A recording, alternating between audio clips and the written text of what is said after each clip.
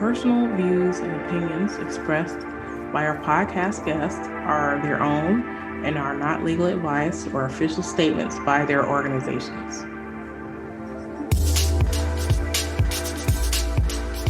Hello, my name is Debbie Reynolds. They call me the Data Diva.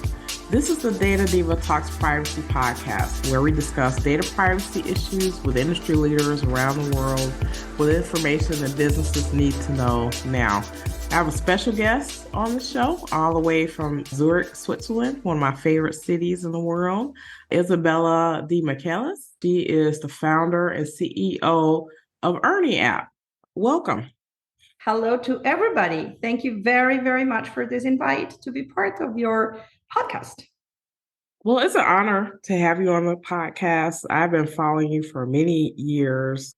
Your commentary is like a bolt of lightning whenever you comment on stuff, because you're so very well-rounded in information and data and privacy and what's happening. And I think we chatted a little bit about geopolitics. I want to get into that as well. You know, you're a very well-rounded person. I love to hear your commentary because you don't look just at the surface of the issue. You dig deep on those issues, and I love that about you. But introduce yourself to the audience. Give me an idea of your background and your interest in data privacy.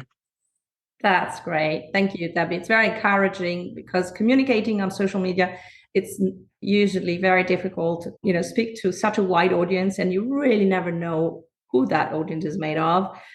But my background is that I have been spending 25 plus years working for very, very large corporations, mostly American, working for them as an executive in charge of regulatory strategy, market access, industry alliances, standardization, and privacy. At the times I used to work for these companies, I used to work for Cisco Systems, I used to work for Motorola, I did work for Qualcomm Technologies, was always somehow an horizontal topic because I was more in the hardware and the software industry, but somehow very much in the B2B space.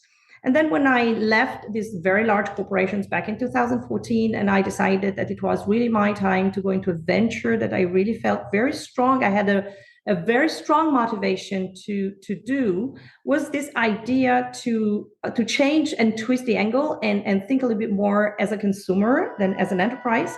Because I could see that GDPR in Europe and especially privacy regulations rising with not a common standard, it could have led to a market fragmentation. And companies love economies of scale. They love big markets and they love low barriers to market. And privacy regulations are a barrier to market. So I told myself, I'm going to do a software solution that is actually what it's been honed in ErnieApp when I incepted the company back in 2017. And we did the fundraising and we did the product specification and we did our first pilots. The intent was really to find the right balance between the rights of people to determine what they want to do with the data and the companies that they depend so much on data to be profitable, and find a way that only a dynamic system can ensure and a peer-to-peer system, relationship system can ensure, where essentially the data would be supplied by the consumers and the companies could use it, but the companies would need to behave well and the users would need to be convinced that it's worth it to participate. So the idea was, back in the years when I used to work for large American companies willing to grow their revenues in Europe, grow their market presence in Europe with their technologies and product, rather do the opposite and have a European product be capable to go out in other markets than Europe and serve the companies outside Europe, because they are bound by the GDPR regulation. They're bound by the privacy regulations if they have operations in Europe. To have this solution to be scalable, easy, and very hands-on for people to use and for company to use. And after so many years, it has taken me to have to look into all these very different issues. I'm talking on social media and I'm talking on blogs and podcasts, competition, privacy, geopolitics of data, data sovereignty, and cloud data spaces, all those things that come a little bit one layer after the other are all part of the same equation. How can we ensure using more data in a better way for the companies to continue to grow and make profits, and for the people to continue to be respected, but also be part of the digital economy? Perfect. Encourage people to go out and take a look at ErnieApp. It's very cool. I love what you're doing. This is going to be a fun conversation because you talk about data in layers that I feel like a lot of people don't talk about. So this is going to be fun. I want your thoughts a bit on geopolitics.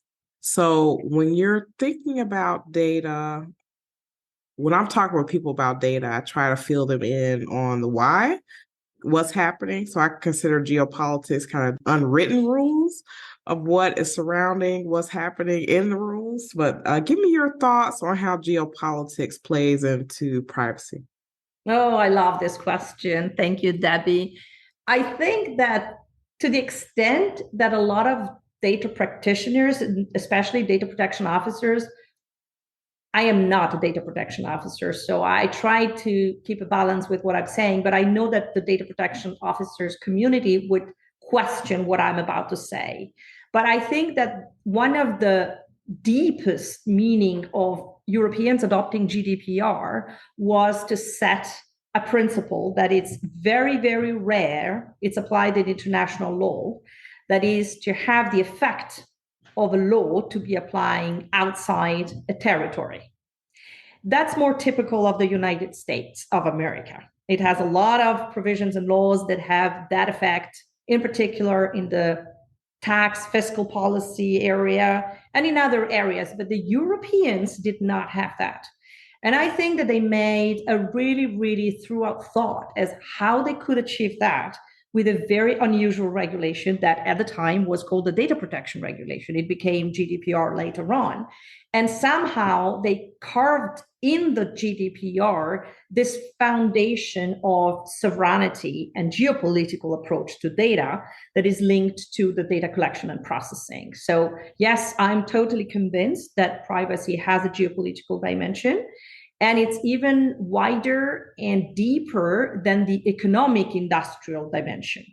It's really the intent of the nations to take on back control of the internet, where we know that the internet cannot be controlled. You can't really prevent someone from accessing the internet on condition to have the access to the line, to the broadband line, or maybe not to the broadband, but still a line, a data line. And that it's a fundamental wake-up call for everyone back in 2016 and 2018, people like me who were in the deep industry of networking and broadband and connectivity. It was really the message, all right, governments are back on the topic. They're back on the table. They want to sit at the table and they want to say their words. So for the very, very early stage companies that looked at what's going to be the scenario in 10 years, 15 years, 20 years, starting in 2018, they knew that they couldn't do anymore what they wanted to do without somehow having to deal with possibly policy or even regulation. And then we had these two different trends that departed. United States tried to stay away from regulation as much as possible. We're still seeing that the federal privacy bill is still up in the air. The Chinese went very straight into regulation. They came up to the point of even disregarding the founders' ownership of the companies, and look at what happened to Alibaba and to the companies over there. They have twisted this legal scheme that basically defines the property of the data as the property of the government. And so it is even more than saying, I have a right to say something. It says, and now I dispose of that asset in the way the government think it's useful. It's the best for the interest of the government. And then you have the Europeans, which were a little bit unsure whether to go completely the Chinese way or the American way. The American way had proved to be too difficult to implement in Europe. It's too much freedom. It's too flexible. The Chinese was at the opposite, too much. And so, as often it happens with Europeans, you have fragmented decision-making process, you have a council, parliament in Brussels, you have the commission, which makes proposal that needs to go through the legislative process, and sometimes they get really changed. So at the end, it boiled down to a policy that identifies in the individuals really the center of where the rights happens to be exercisable, but it leaves a lot of discretionary power to the public sector and the government as such to even overcome and bypass the rights of the individuals. Because sometimes people tend to forget that by the way it's been defined in Europe, privacy as a fundamental right, because it's a fundamental right, it has very little to do with commercial and monetization and leveraging an asset that can be capitalized. So it's a very fine line, but clearly the Europeans were not ready to say that the market could take it all, and they wanted to have a say to say. So that was the balance they struck between the American approach and the Chinese approach. I don't know how much you agree with this, or if you have a different idea, opinion. I agree wholeheartedly. So I think of it in three different buckets. So I think the Chinese have gone with the government has the say so there, where the Europeans were like, you have to support the fundamental human rights of people. And the US is very business focused, very business to consumer. And so the business to consumer route leaves a lot of gaps because not every human is a consumer. So in the US, if you're not consuming things, you don't really have privacy rights, right? Where Europe, you're saying you have a fundamental right to privacy, and we want to make sure that we create laws and things and stuff in business that protects that at a foundational level. So it's very different. I want your thoughts on US versus Europe. So I see the US tends to, I want your thoughts.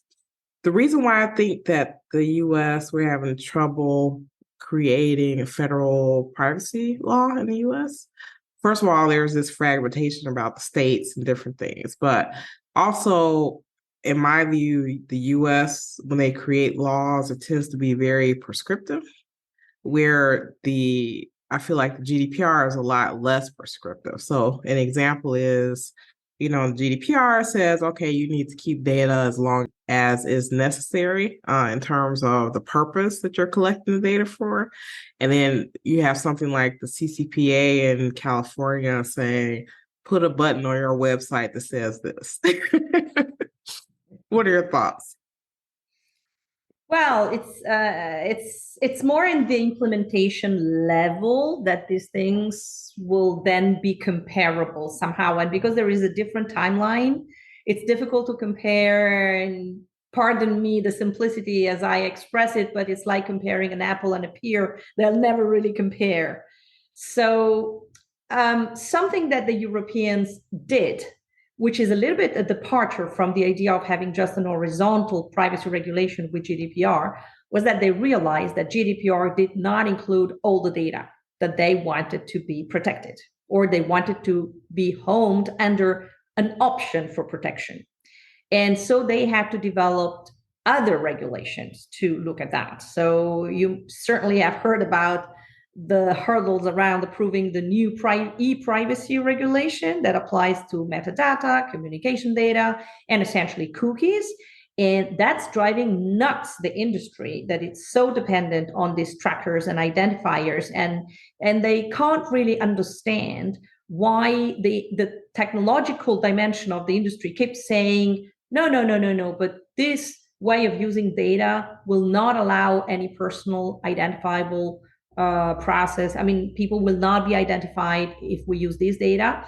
And on the other side, you still have the other school of thoughts that says, no, these people will still be identifiable. Hence, you need to fulfill these more strict requirements. So you also have seen in Europe, Italy, France, and Austria and others have even started popping up on regulation about cookie consent banners. So they had to introduce the reject all banner, which is very similar to the do not sell banner in California. But the Californian, as you rightly said before, they twisted their regulation more thinking of consumers than end users. So you need to have a paying relationship or a transaction, you buy something for actually being benefiting from that which in Europe you don't need. However, there are so many new regulations in Europe that are applicable to data. Last but not least, the Data Governance Act, which is giving these full rights to users to monetize and capitalize on the data that they generate on third-party applications.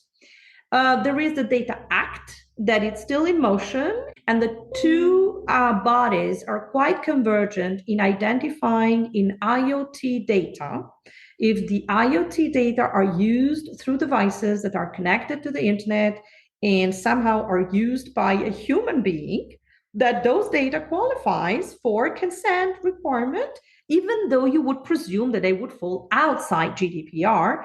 And as you know, there are many legal bases for processing data in GDPR. And you could certainly say that if you have a thermostat in your house, that it's there to help you doing energy saving. The legal basis for getting those data is performance of a contract, because you bought a sensor for basically measuring the energy savings. But the reality is that the company that it's doing that, it's also using those data for other purposes.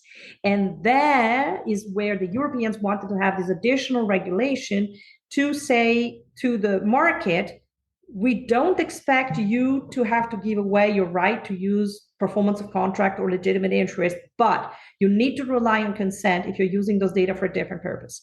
And this is exactly what we had designed in ErnieApp. We wanted to have a consent interface that would be so dynamic and so granular by purpose that on one side, the users, they know straight away to whom they can say yes and to whom they can say no, but it becomes like a dynamic relationship. You could say yes on Monday and no on Wednesday, because this is a right that you can change mind.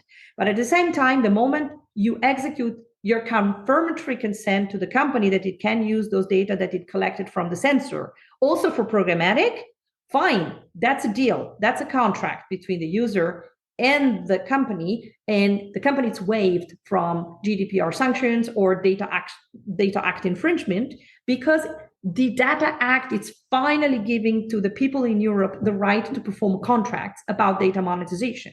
That was missing. We didn't have that.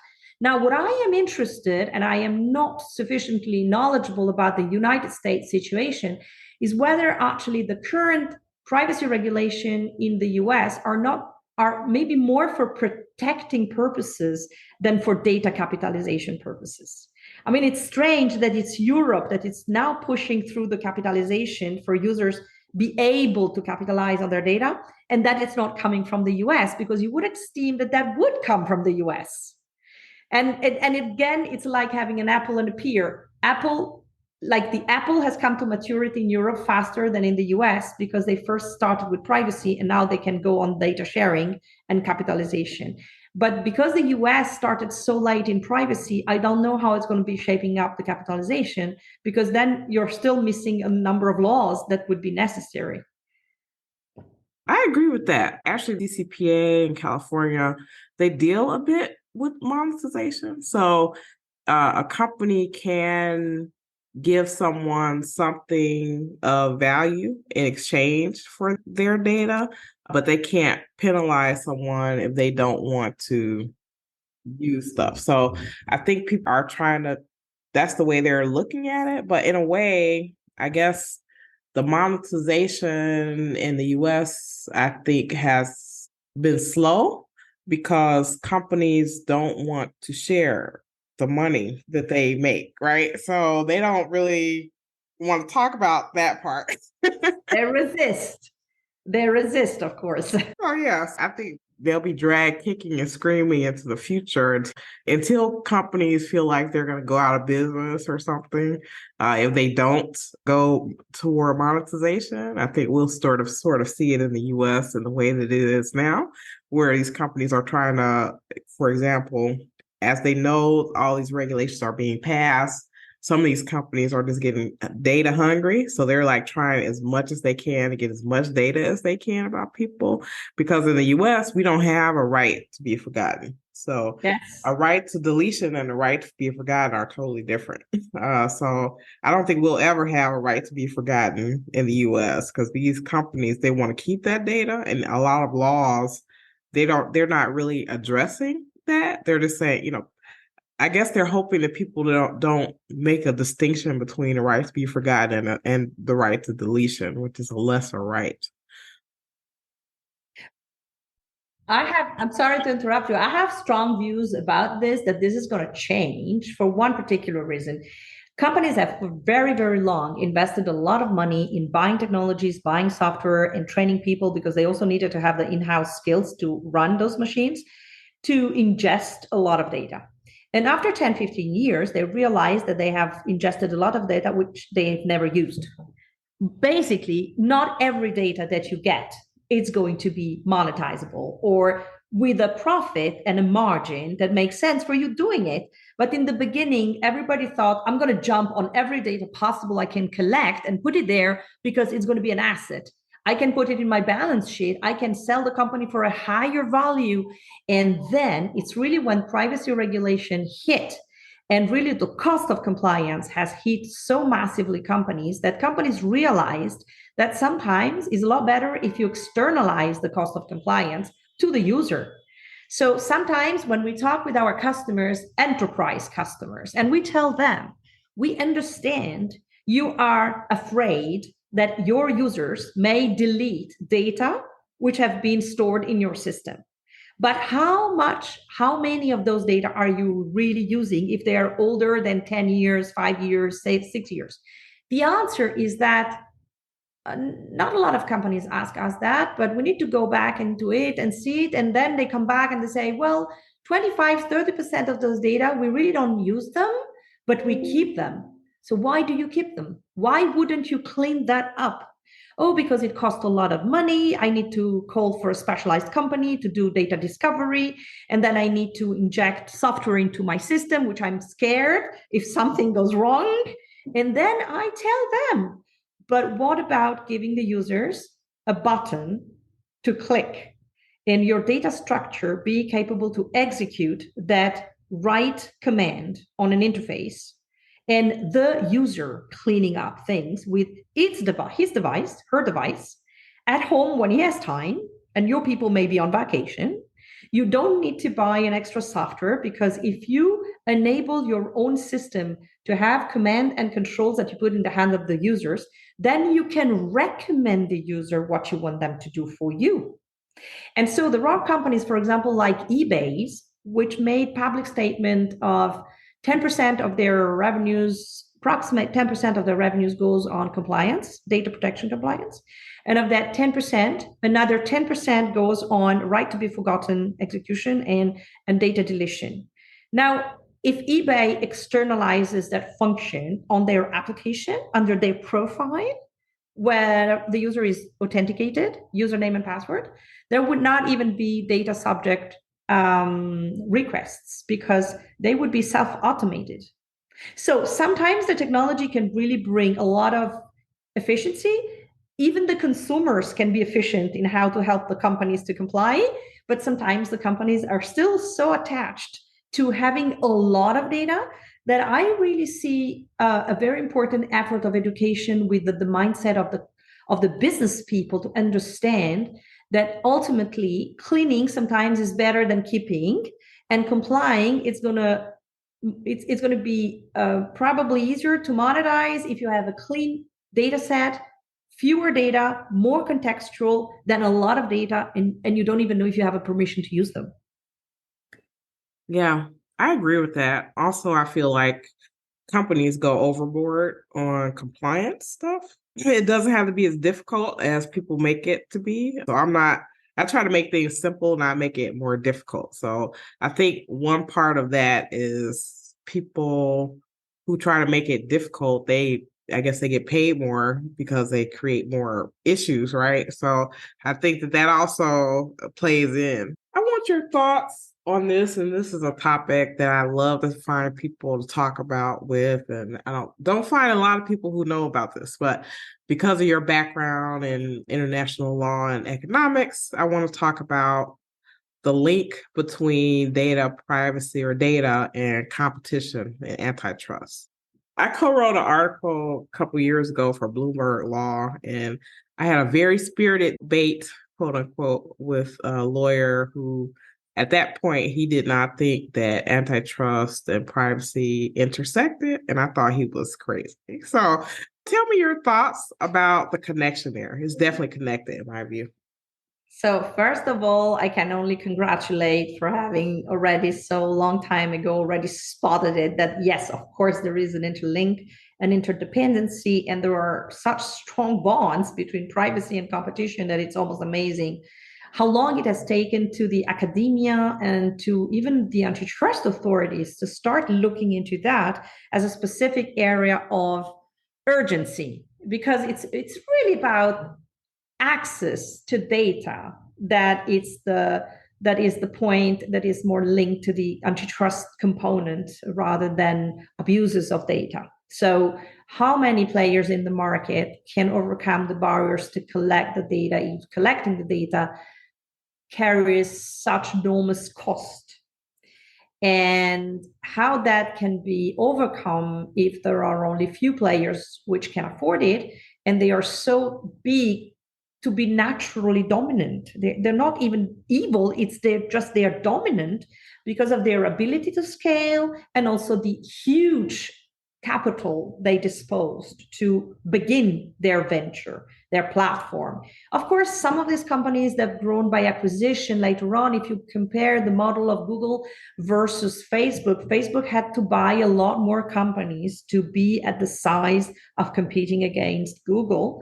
But now look at what happens with Microsoft, that everyone knows Microsoft has been sanctioned back by the European Commission on the interoperability Windows case, and it seemed that that curbed the dominance of Microsoft in the business software collaboration software. They're still at 90% of market share. They're still dominant, but they're bound by the commitment taken in that case. All right. What happened back in November is that Microsoft announced after the launch of ChatGPT, OpenAI launched the tool, and ChatGPT was used in less than a month and a half by 100 million users. So the time to market was basically very short, even shorter than Instagram, even shorter than Facebook, faster than even TikTok. And I'm not saying it didn't cost a lot of money. It did cost a lot of money, but if you think about what the implications are for the Microsoft Business Collaboration Software Suite, Office 365, Teams, and Microsoft Drive, and then all the services, including SharePoint and including every business application that goes with the licenses of Microsoft to the mid-sized enterprises and to the large enterprises. Now, what happens? It happens that Microsoft wants to integrate in their software suite the engine, ChatGPT, to become a default plugin into the software suite. So basically, in less than a year, they've moved from the pure business enterprise software into the consumer space, because ChatGPT is going to be trained by consumers, where consumers are employees or where consumers are users. It doesn't change the fact that their engine is going to be trained because their software is already deployed across everyone on earth who is using PowerPoint, Word, and Excel. So probably, and I'm really expecting that to be quite soon be brought up as an antitrust case, that will probably be seen by other players in the market as an unfair support, an unfair condition to deploy its market presence by leveraging a pre-existing product that was not even in the same class of product or segment. So even if the European Commission has thought by devising the Digital Market Act to have an act that helps regulating gatekeepers' excessive power in the market, and they tried to define the markets, and there is a list of markets that are defined in the Digital Market Act. But I promise you that the market they should be looking the fastest, which is the ChatGPT AI engine integrated in the business software collaboration, it's not even listed as a market. And it will be probably dealt in a case because they tried to do it with a general regulation and they failed. On the other side, Google is trying with its Bard and its different ways of compete with Bing potentially being also linked to ChatGPT. And clearly, it's interesting that a few months ago, a young startup that would not have a lot of advertisement budget to spend, and if the company would go to an advertisement agency and ask, which is a social network I can go and not spend a lot of money to target people, target an audience, the answer would have been Bing. It's the cheapest you could find in the market. Today, it's not anymore the cheapest, because with so many people now going to Bing and so many queries being injected into Bing, Bing has improved so much its accuracy that the prices of targeting someone through Bing has gone skyrocketed. So you see that there is a significant effect between how data are used and if data are not or protected or not protected. And I'm just because we're talking about large language model and chatbot type of services, and there is this Chinese attempt to compete against the Microsoft OpenAI engine and the Google Bard engine, and there is also a little Facebook engine. But interesting enough, the Chinese one, the Chinese Baidu picked as name Ernie. And we now have to pick a big fight with them because they would like us to abandon Ernie as name. And for us, Ernie, it has a lot of meaning, not only because we trademarked it, and we also did it in China, we did it in Hong Kong, and we did it in Japan, Korea, every market in which Baidu has a presence, not counting United States, Europe, and rest of the world. But the why I insist so much in saying that Ernie has a significance for us is that ErnieApp at the end, it's like an assistant for you on privacy and data sharing, data capitalization. So you could conceive us a little bit a place where if you are a user or a company, you go into the engine, the Ernie engine, our engine, the ErnieApp engine, and you ask to be assisted in how do I opt out? How do I delete? How do I transfer my data? How do I monetize my data? So everything that is in how can I do this? And I get an assistance. Probably, it qualifies us to be at least deserving to keep using our name, which has been trademarked years and years and years ago. But the race to the chatbot shows how much the geopolitical dimension is strong, because you have the Chinese who wants to run, but they are late. And they are late also because of their delay in the computing industry and in the chipset industry. They're really not equipped with these supercomputers that you need to train this model.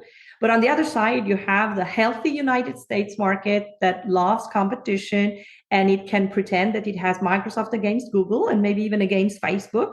So for the pure competition antitrust lawyers, that's a sign that the market is working, because you have at least 3 players who compete.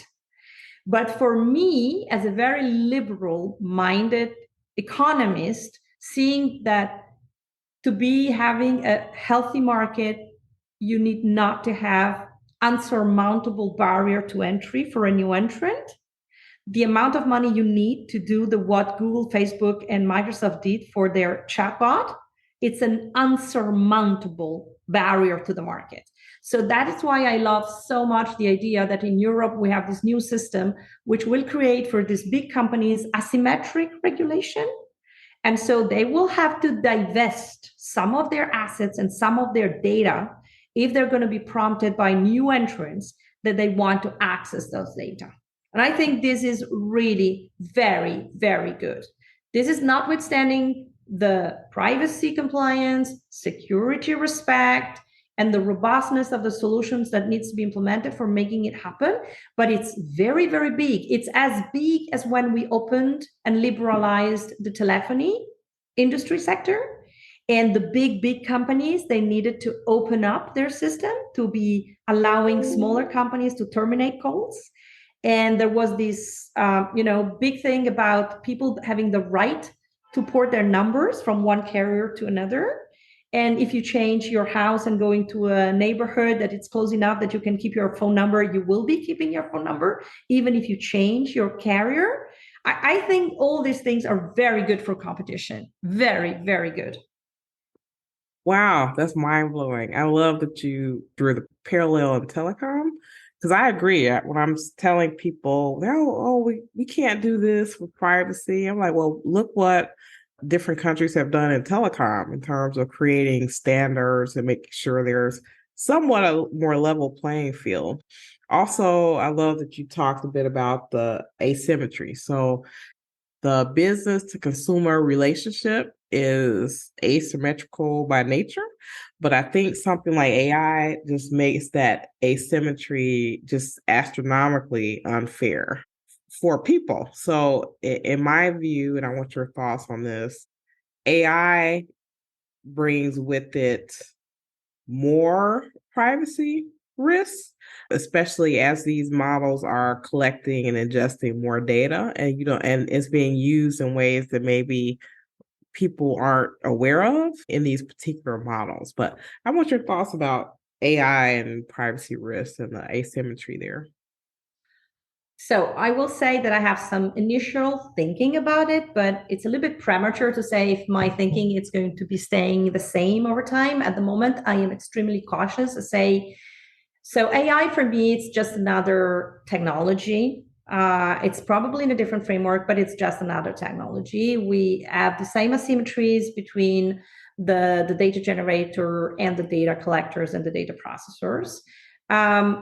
For not saying that it's even fewer players that can collide those data and process them. So there is even this, competition dimension that makes it a little bit even more critical than as we used to have it with the web or the mobile platform. And it's too premature to know what the metaverse is going to go look like. So, just AI, these are engines, these are tools. So depending how they're going to be used, they're going to create more imbalances and more asymmetries. But there is one firm point that I believe it's not going to be debated a lot between the industries and the governments, because this time for AI, the governments are already sitting at a table. And it's that the governments wants their cut of the profits. And the cut of the profits can only come from one source. And it's if the citizens are somehow being pulled in the value chain and have a right to recuperate in some form of cash or non-cash their part. Because with distributed networks and with supercomputing happening probably just in down California, there is no jurisdictional thing that can happen other than if you twist it the other way around. So what the government will do is that they will say that if these models, if these companies, they want the data from the people, they will need, as they already started, they will need to get the consent of people. So the consent, it's not going to be for a long time only a compliance thing, like a legal basis. It's going to become the gateway. It's going to be probably the flip, the tilting point of who controls the value of what. Because if an LLM model needs to collect a lot of data, but the rule is that without consent, it cannot collect it, then that entity needs to talk to the users and convince them to hand out the data.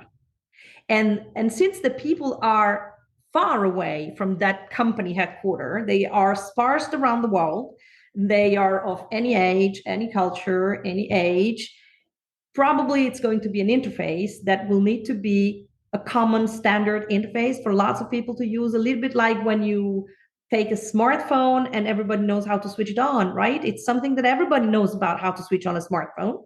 And then it will become so easy to say yes or no against an incentive that there will be floods of money that will return back into countries, which makes the government happy. So AI will happen, and it will happen in the way people believed it would happen, with one exception.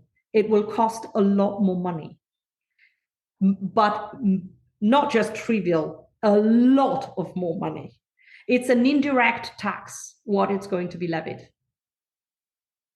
Wow, that's fascinating. We have to talk more about this. This is fascinating. So, if it were the world according to you, Isabella, and we did everything you said, what would be your wish for privacy, data protection, technology, anywhere in the world, whether that be regulation, what happens with technology, competition, human behavior? What are your thoughts? Well, it boils back to the reason why I founded ErnieApp. The idea was to rebalance a little bit the value chain of the digital. And rebalancing means to make a bigger pie. So when you retwist assets in the market, you create a market that it's bigger. So there's more space for more players, and there's less inequality for the users of those services and products. So my vision is to have this privacy and competition, two-sided policy and two-sided economics and two-sided technologies to walk hand in hand to essentially redistribute in a more balanced way the value that is created through the interaction between human and machines. That would make a lot of positive impact in countries that are less wealthy. It would also create, for those which are a lot wealthier, a sense of responsibility that we're all part of the same planet, but everyone across the planet have same rights. And the rights of the access to the internet, to me, they are less relevant than the access to your right of determination of your data.